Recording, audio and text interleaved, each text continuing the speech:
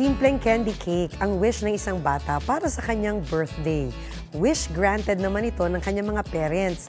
Pero bakit kaya ang mga magulang niya ang tila nasurpresa? Pusuan natin yan sa report ni Joseph Morong. Ready ka na? Close na yung eyes mo? Apa. Ang sweet little girl may sweet at huge treats ang kanyang candy cake. Happy birthday to you. Happy birthday, happy birthday. Speechless ang birthday girl na si Jaira dahil ang cake na yan matagal na niyang hinihiling sa mga magulang. Blow the candle! Mas nasurpresa nga itong sina mommy at daddy sa makapagbagdamdaming reaksyon ng kanilang anak.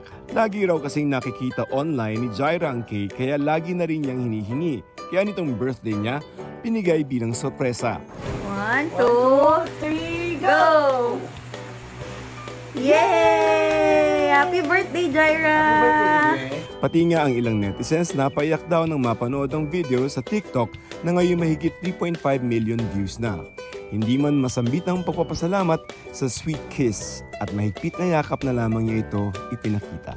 Are you happy? Happy. Yay! Joseph Morong nagbabalita para sa GMA Integrated News.